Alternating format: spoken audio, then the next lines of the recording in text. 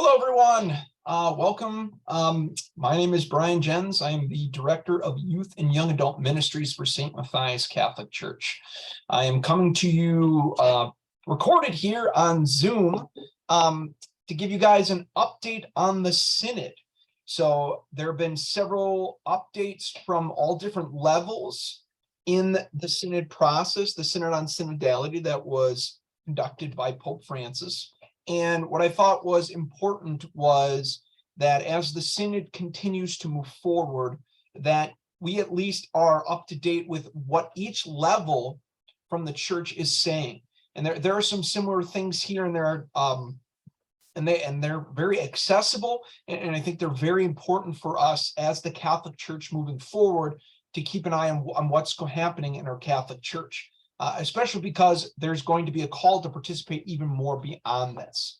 So the purpose of this video is I've got a PowerPoint that I'm going to share that summarizes, and this is an important part to get out of the way right away, is that this is going to summarize, from my perspective, what were the big takeaways from each one of these documents. The hope is for you, if you're watching this, is that these will be a foretaste of what you'll actually read in the documents themselves. So in no way does this summary represent everything that is said in those documents, one of those being the Vatican document, which is over 40 pages long. So it's really hard to summarize a 40-page document in 2 or 3 slides. So that being said, I hope that what I did cover will at least, again, give you an inkling on and kind of give you some inspiration to move towards and actually read those documents themselves.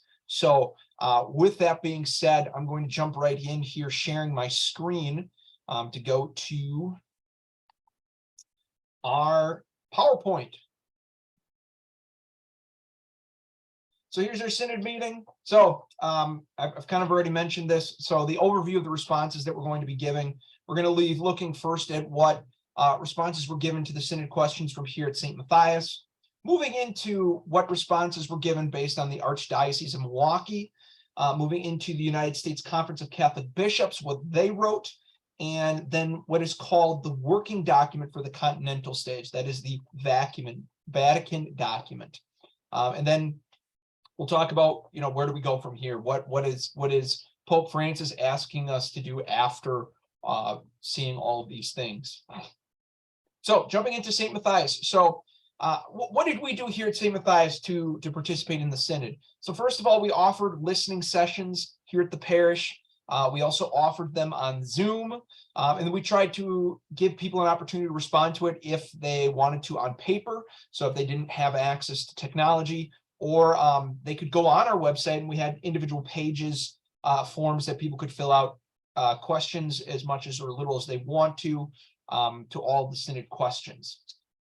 So with that being said, the responses that you're going to see are direct quotes from individuals. They do remain anonymous. They're just their thoughts. It's not, we will not be identifying any of the people who actually ended up giving us responses. And we did have people on all levels at each one of these ways participate for us. So let's jump into what was said from here.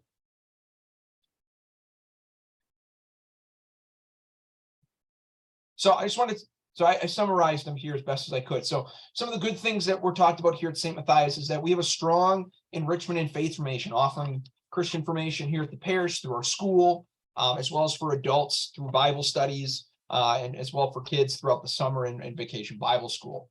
What was also mentioned is the several different prayer groups that we offer here at St. Matthias, giving opportunities for individuals to participate in their faith through prayer. A big thing that was talked about is volunteerism, especially through our Human Concerns Committee and different groups that work really hard to provide services or provide social justice to the outside community here.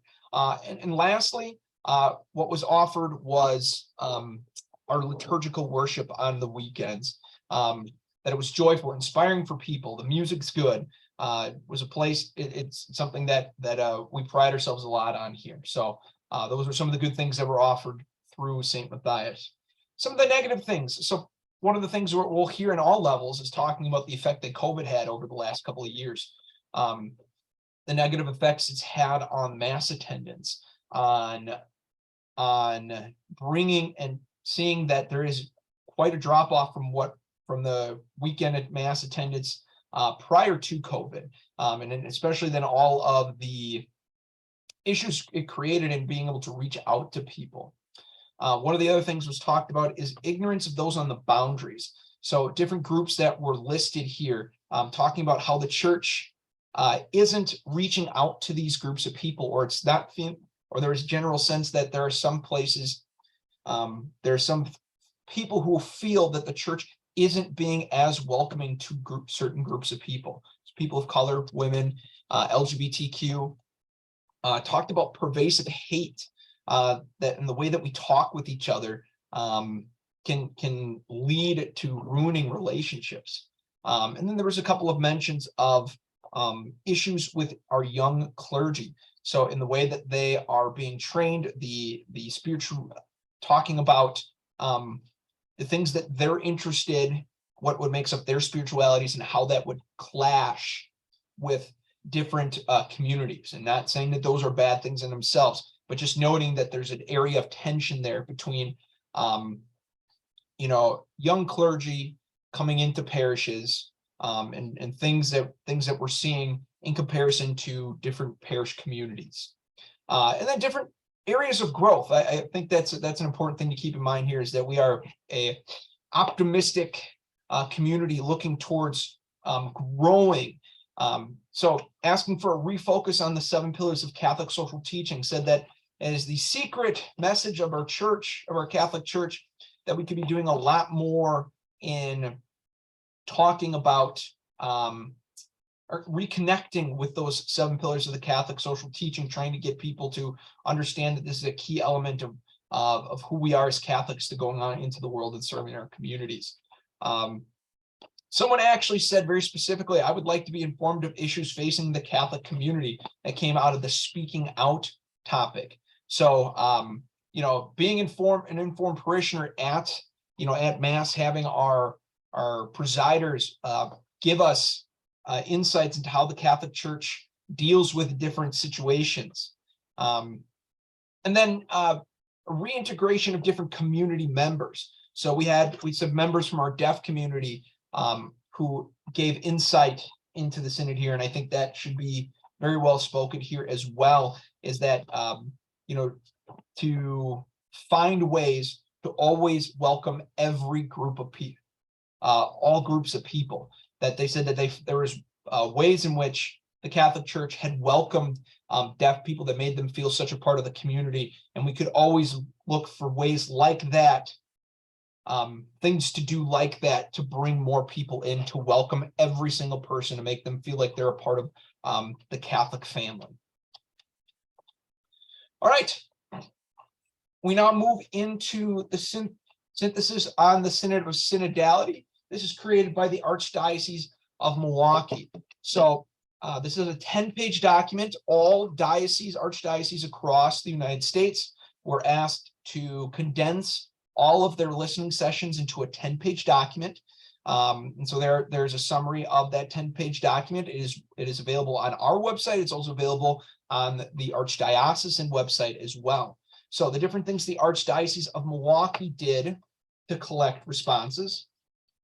All right, they did online responses. You could do it anonymously, do it by name. They did Zoom listening sessions. They went to parishes and did listening sessions, and they tried as best as they could to extend those listening sessions to various groups of people. So different ethnicities, different language groups, and even sessions for, as it says here, non-Catholics, and sessions for the deaf community. So they, again, tried to reach out to talk about to different groups of people. So here is a list of all the questions that were asked. I'm not going to go through it totally here, but they focused on some on here within, getting people's feelings on how the Archdiocese of Milwaukee was doing in covering the different topics within the Synod, and what is it that we could do better. And I thought really interesting, if you could share one thing with Pope Francis, what would it be? And so you saw that some of the different topics that were covered: journeying together, talking about the Spirit, listening, speaking out, sharing responsibility for a common mission and sharing authority and participation, discerning, deciding, and celebration. And in total, they had 1,842 people that participated, 1,042 online submissions, 69 individual responses, and 731 people who participated in in-person sessions.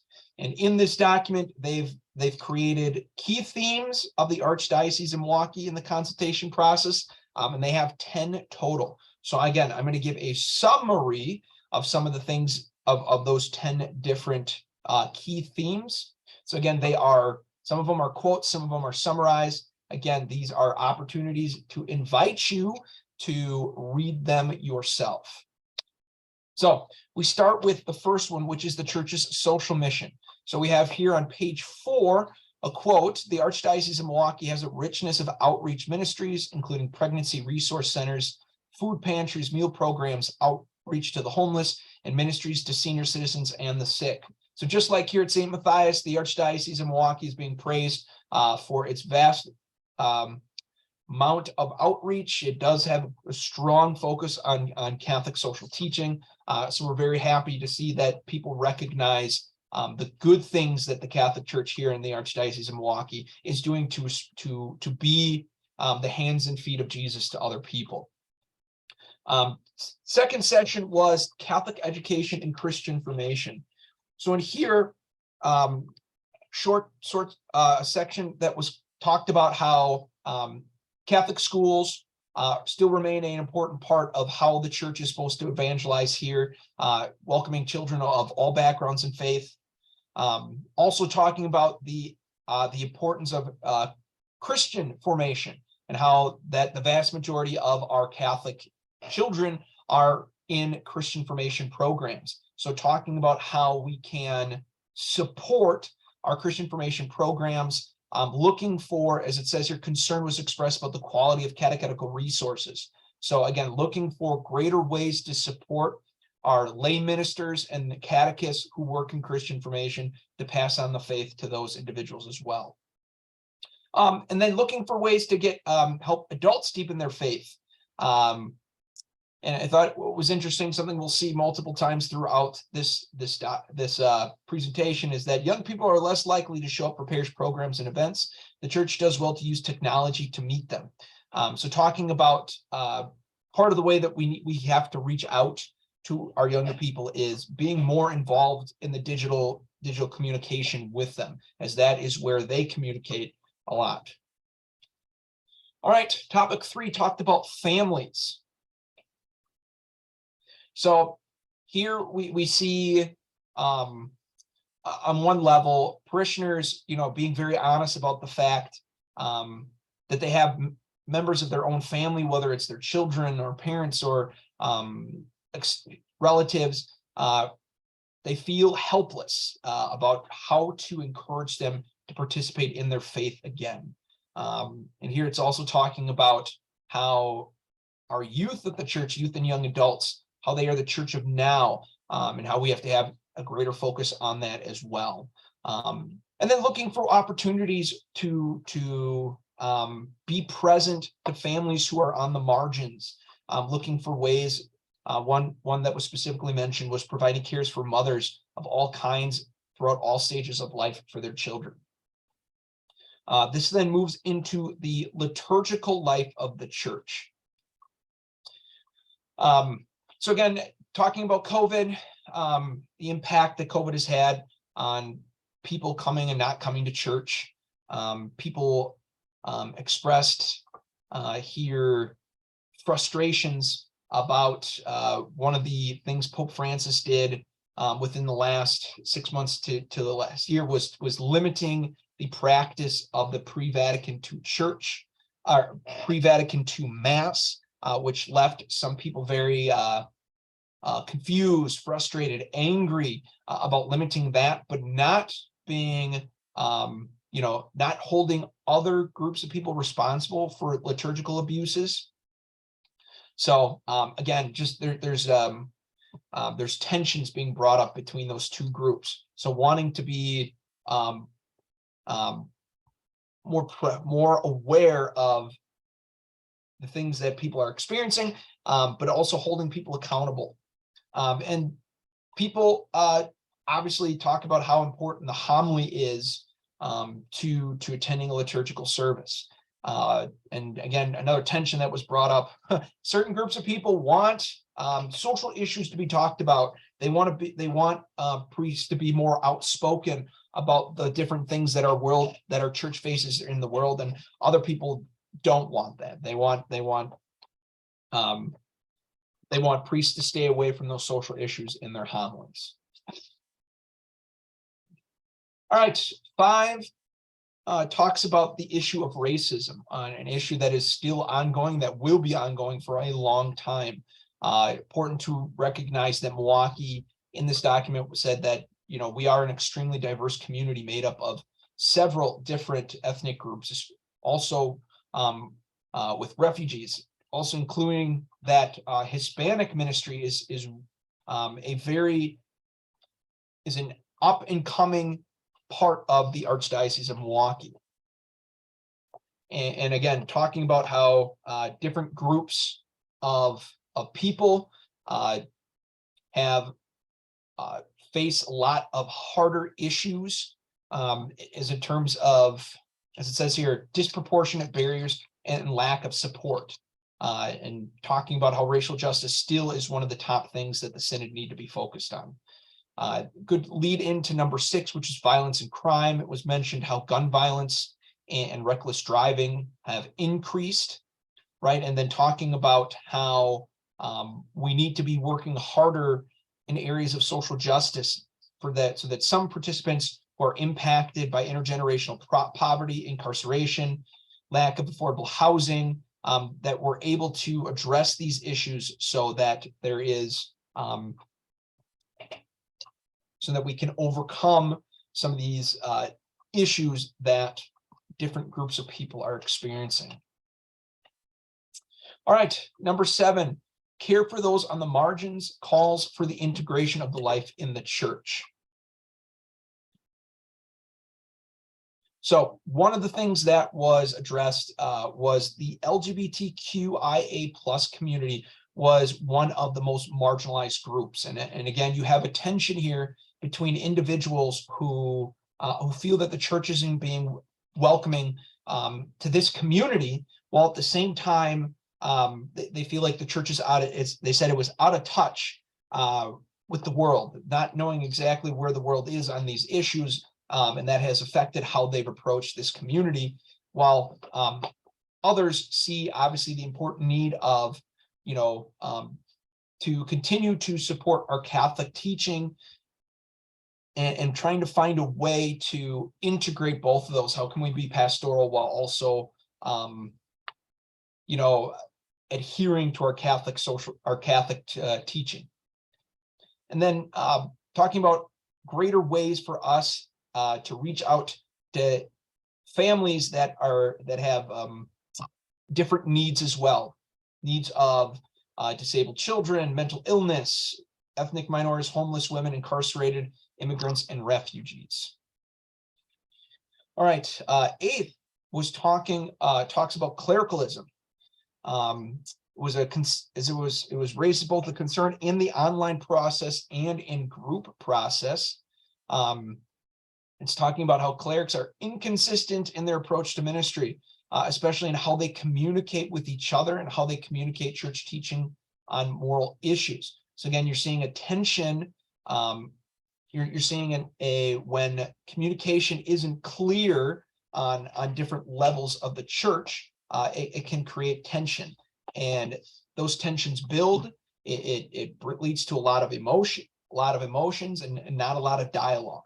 And so some of the ways that they said that we could combat that we could work on that, was finding different ways for women in the laity to be increased in the church, and then providing our seminarians with a deepening of human formation, allowing them to work more closely with people in the parishes that they will serve. So last two that are represented here. All right, so we have division and lack of civil discourse. So talking about the polarity that we're experiencing in our society, growing divisions in society and the lack of ability to talk with one another in a civil manner has spilled over into the church. So again, not having a lot of opportunities for dialogue. And then lastly, the issue of sexual abuse of children and vulnerable adults. So obviously the Archdiocese of Milwaukee experienced its own issues with this in the past and has worked very hard to be more transparent and to be there for victims. And they're calling for it, they're calling for that continued support in that area. So greater accountability, transparency, more pastoral care for victims and survivors of sexual abuse, and experience and training for all different forms of pastoral workers in trauma-sensitive pastoral care. So in conclusion, I thought what was really nice at the end of the Archdiocesan document, this is kind of how they conclude that the church would benefit greatly from providing more opportunities for dialogue and listening. Synodality, the process of journeying together, is an opportunity for us to work together, clergy, religious, and laity, in proclaiming the saving message of Jesus Christ in our world. So looking for opportunities for dialogue and listening, trying to be a synodal church. I think that is a great message to take away from this, is that the conversations that we have started, it's just the beginning. We need more of these. All right, we now move into then the document that was created by the United States Catholic Conference of Bishops. This document is called the National Synthesis of the People of God in the United States of America for the diocesan phase of the 2021-2023 Synod.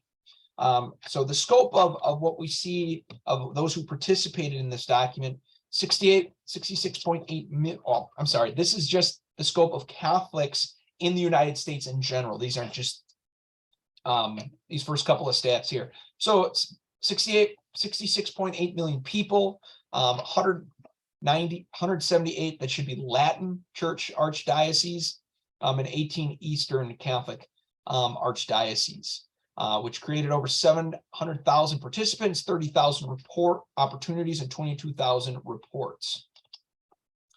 So these are some of the main topics that were brought up. Again, quotes with the page numbers that are here, along with some summarized ideas. The first one that was brought up, again, was the sexual abuse crisis. So again, we're already seeing some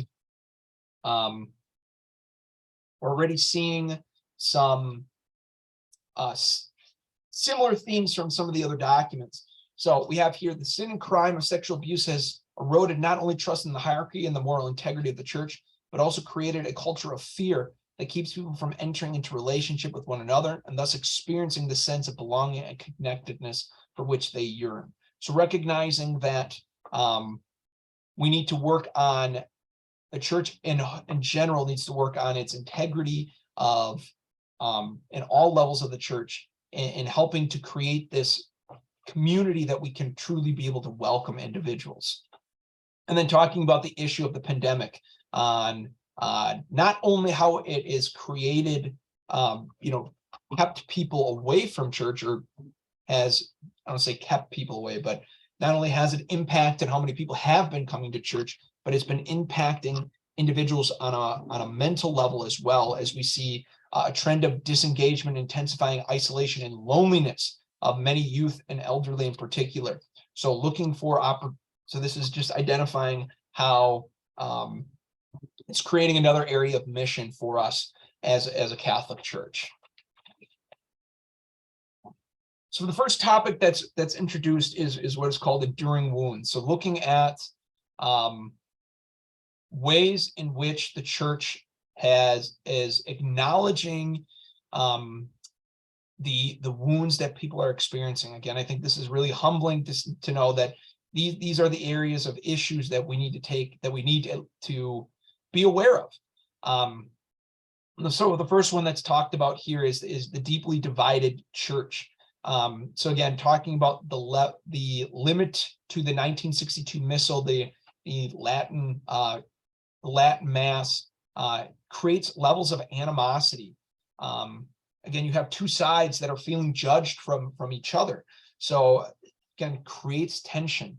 Talking about lack of unity within the hierarchy. So there seems to be a lack of unity among our church bishops, and even bishops who feel strongly against Pope Francis. And that again causes a lot of tension. It causes a lot of negative feelings towards the church, and again creates a more division rather than unity. And then again, another theme that we're seeing is marginalization of certain groups of people, women, and the LGBTQIA community. So looking at ways to address the needs of each of those groups is important, with the ending result of this section saying that support is essential to overcoming these wounds. It goes on talking about enhancing communion and participation. I thought what was really important is that they talking about how liturgy and the Eucharist is such an important part of people's faith life. Not only does it bring them closer to Jesus, it brings them closer to the poor. It helps them to feel more connected to those who are on the margins, giving them the encouragement to go to those boundaries to help the poor. And then looking for more opportunities for, I think, a deeper formation process that's focused on our parents and guardians, especially in sacramental preparations. They talked about becoming a welcoming church. So looking at ways to welcome all groups of people, and some of the ones that were mentioned in the document, talking about, again, that tension between walking with people while remaining to church teaching, our LGBTQIA plus group community, divorced, whether we're married or not, women, removing barriers with families who have special needs, diverse and ethnic communities, racism, in the absence of young people, all which were mentioned in the Archdiocese of Milwaukee document as well. Okay, so as we go on, our next topic is ongoing formation for mission. So looking for continued ways to form our Catholic communities to be people of mission. So looking for stronger formation processes, looking for ways to especially focus on parents, families, and seminarians. The quote of the social mission of the church says here, synodal consultations acknowledge the church needs to help parishioners understand the connection between Catholic social teaching and outreach beyond the borders of the parish. So again, one more mention of Catholic social teaching and how it can help us in that deeper formation, hopefully be an opportunity for deeper formation, for allowing us to be able to go and be the mission of the church to the world. What was also mentioned really importantly is the idea of communication, how we need to improve communication to avoid misinformation, talking about how digital communication can be a good source of outreach, especially to young people. And then mentioned quite a few times was the idea of transparency. And there's a quote here from page 11 that I thought was really important, especially this under bold points, that transparency is going to need to be an essential component in every level and aspect.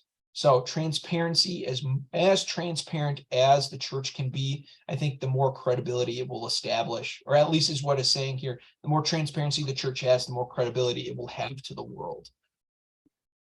Then there was a section on co-responsibility, and in this section it talks about again, the idea of clericalism. There's a tension between clergy and its the way that the clergy interacts with their communities. And again, the call here is to find more ways to integrate the laity. And what was really insightful in here is that said this insight reflected a recognition of the tension between a genuine love for clergy expressed in the synodal experience, balanced by an awareness of clericalism preventing full accompaniment and collaboration of the laity.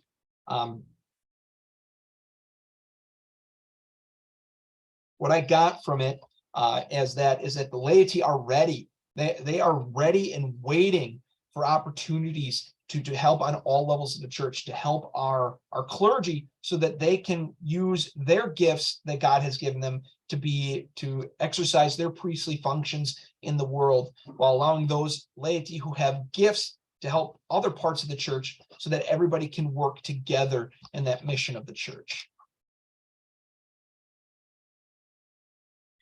The next topic is, the last topic here is engaging discernment. So discernment being the main theme of this engaging discernment was trying to create a recommitment to authentic listening, talking about how important it is to be a listening church. One of the quotes I really liked here was, "Insight becomes more profound when perceptions are based on actual listening and personal experience." So diving deep into the person's personal experience and being present to their experience and what they bring, understanding that makes them who they are. And the more that we have the opportunity to do that, the more that we can truly create a church community. And I think, like the call, I think, from the Archdiocese of Milwaukee document, wanting more opportunities for dialogue. People had noted in the USCCB's document that few opportunities are offered for true listening in a culture where we routinely speak past each other. So wanting more opportunities to create authentic dialogue. So that brings us to the end of the USCCB's document. So finally, we move into what is called the working document for the continental stage. So this is the Vatican's document. This is the collection of all the responses from the world and summarized into this one document. So it comes with the theme that Pope Francis brings to it, saying, enlarge the space of your tent. Talking about as the world is broken into 114 episcopal conferences, 112 of those send in documents, which in end, it created a 49-page document divided into 4 separate chapters. So the first chapter talked about were the fruits, the seeds, and the experience of the synodal journey for the different parts of the world. First mentioning the fruits, the seeds, and the weeds of synodality, talking about the different ways that the synod was received by different groups of people. And so we have people on both sides, where it seems that we have 2 different modes of experiences as it comes there. One person calling this the unwritten law of the church culture. I thought that was a really good quote to use there, is that synodality, listening, should be an unwritten law. It should be something that we should be always participating in, creating a readiness of people for deeper dialogue. And then another quote here that shared that I distrust the synod. I think it has been called to bring about further change to Christ's teachings and wound his church fathers. So recognizing that there is some distrust in the process of what this is supposed to do, leaving some people not wanting to participate. And I think the other important part to realize here is that because we're all baptized in Jesus, there was a deep realization that the synodal church walking together, as we walk together, that is the way that we become a missionary church to each other. Chapter 2 talks about listening to the scriptures. So here's a full quote from Pope Francis on Isaiah 54, verse 2. Enlarge the space of your tent, spread out your tent cloths unsparingly, lengthen your ropes, and make firm your pegs. And I think this is I think what Pope Francis does really well is he gives us really good images of which to talk about the church, using the images of a field hospital in the past, talking to pastors and bishops about going out and smelling, getting the smell of the sheep of their people. But using this image of a tent and enlarging it, right? By expanding it, this is how by expanding our church and by lengthening the ropes and making firm the pegs, talking about the different parts of the Catholic Church, we can be a welcoming place. As it says in the bottom here, we can make room for diversity. Third chapter here, which got more into the meat and potatoes of what the different Episcopal conferences offered, working towards a missionary synodal church. So the first thing that we see here is talking, one of the groups mentioned radical inclusion. And I thought this was a really important thing that was shared here, is that as a church, we need to be radically inclusive, providing deep levels of hospitality, as that was central to who Jesus was. And the more that we listen, listening can become welcoming. So this focus on helping others to feel welcome, not judged. And again, just something I thought was interesting, that laity feel that the flight from sincere listening stems from the fear of having to engage pastorally. That maybe that there are some people in the church that feel that if we listen to individuals, that might call us into a mode of action that we may not be comfortable with. So to recognize that we are still a church that needs to grow in different areas. So as we move forward, we're going to continue in this section. There's a section that was titled Listening to Those Who Feel Neglected and Excluded. So again, there was recognition across the world that groups of people who are diverse are being exiled. People like women, young people don't feel that their gifts or abilities are being recognized. So we're looking for more ways for meaningful dialogue between the tensions of these groups that are feeling, and finding ways to be open to all groups of people, as they say here, remarried divorcees, single parents, people living in a polygamous marriage, and LGBTQ people. And then just being conscious of how different social issues are impacting our world at large. So African and Pacific Rim reports call on the church to recognize that addressing social and environmental challenges is no longer an option. So that we need to be working now towards certain aspects of social justice, like caring for God's creation. All right, continuing on in this section here, like I said, this was a very vast section, so please take a deeper look at all of the context here. It will give you a very good understanding of the different things that are being talked about. So we have a call to walk together with all Christians, creating opportunities of, one person shared, for example, of the question of sharing the Eucharist, seeing how our Catholic faith can be shared with all other Christians. Page 29 and 30 was talking about moving beyond clericalism, so a theme that we have seen throughout some of the other documents. Let's see here. So the quote we have here, the tone of the reports is not anti-clerical. Clericalism is seen as a form of spiritual impoverishment, a deprivation of the true goods of ordained ministry, and a culture that isolates clergy and harms the laity. So understanding that the way the clergy, our hierarchy in the church interacts with people makes a big difference. So looking for ways to overcoming that. And again, one of the ways that was supported was rethinking women's participation. All right, and as we can see here, unanimous affirmation that women love the church. They have very strong faiths, but feel that their potential isn't being lived up to, that they have a lot of ways that they can contribute, both with their charisms, that isn't being recognized. And a little bit deeper into this, there is quite a section that was talked about how the challenges that women face.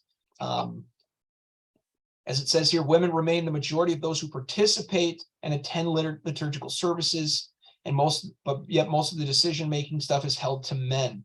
So again, looking for ways in which women can participate more at different levels of the church and could be more of a voice. And finding, as it says, after careful listening, many reports ask the church continue its discernment to various questions, such as the possibility for women with adequate training to preach in parish settings and a female diaconate. And obviously, an issue like this creates tension in the church, where some people are open to it, some people are not open to it at all. All right, continuing on in this section. So moving towards a missional church, how synodality takes shape. And so we see two different things that are talked about here. One, again, is transparency, talking about how this should be an essential practice for a church that's trying to create synodality. The more that we are transparent with everything in our church, the more that we can create that journeying together that people would like to see. True accountability on all decision-making processes. And then the bigger need for formation in the realm of synodality, right? That the structures that we have aren't enough. There's a need for ongoing formation to support a widespread synodal culture. So looking for ways that we can create listening and dialogue on all levels of the church. All right, the synodal life and liturgy. So again, as has been mentioned in the documents here from the United States and from the Archdiocese of Milwaukee, again, this tension that is created between those who would like to practice the 1962 Missal, the Latin Mass, and those who support that post-Vatican II Mass, seeing that there are issues that from both sides that feel like they're being judged. And this quote actually was taken directly from the USCCB's document put into the Vatican's document for the entire world to see. And once again, mentioning how important homilies are to people as they're coming to Mass. They want to see a connection between how the Gospels, the readings of the days, this is not on politics, making use of accessible and attractive language that refers to the lives of individuals. So looking for our homilies to be more engaging for our parishioners when they come. All right, so thank you for listening to me talking here for about 45 minutes. Where do we go moving forward? What does Pope Francis envision for the church moving forward?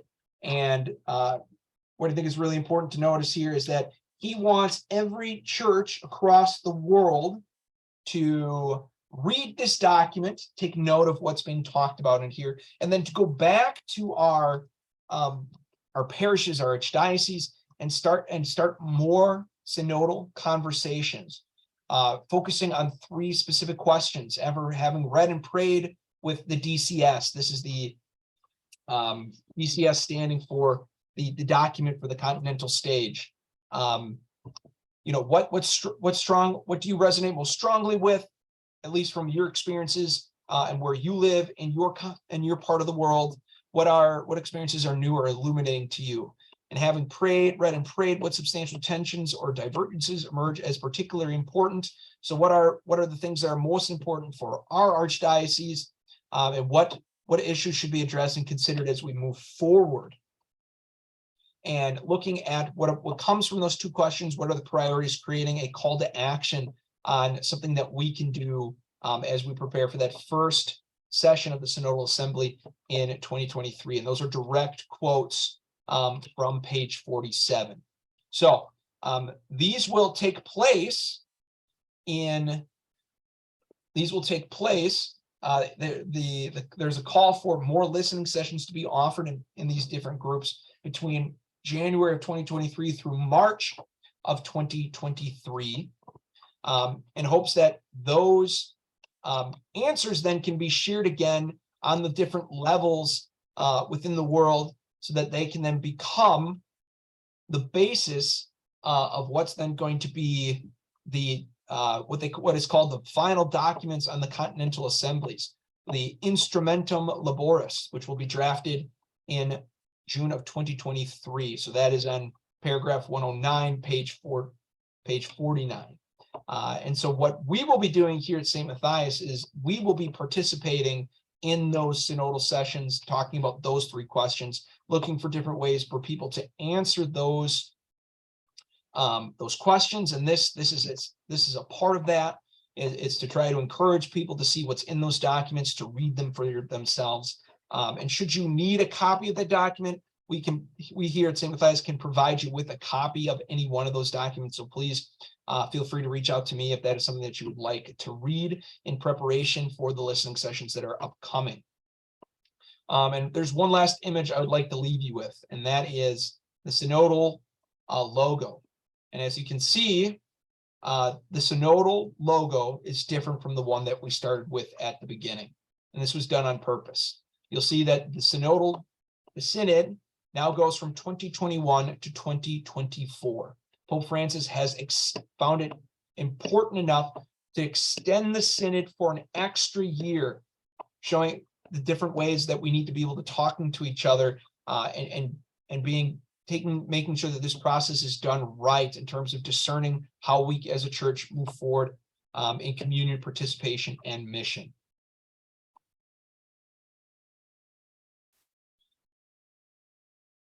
All right, so that is the document. So again, please feel free to listen to this, share this with other people, and be on the lookout for when those next listening sessions will be open. Should you have any questions, would like a copy of one of those documents, I'd be willing to give those to you. I want to share one other thing, which is our parish website. So where you can actually find these documents. So here we have our front page. If you go to our faith formation section, hover over it, you'll look for under adults, under the faith formation opportunities, you will see the different things that we have available to us. And if you scroll down, you'll see one on the Synod update. You can see there's links to each one of those documents. And very shortly after this, you will see this, or at least hopefully within the next couple of days, you'll see this video up there from YouTube, as well as the slides that I put together in a PDF. So thank you very much for listening. My prayers are always with you as a community here, and just hope that as a world we can move together as God is calling us to do, as Jesus lived in the Gospels, that we can be the heart of Jesus to the world in the many different ways I think that Pope Francis is calling us to do. So take care and God bless.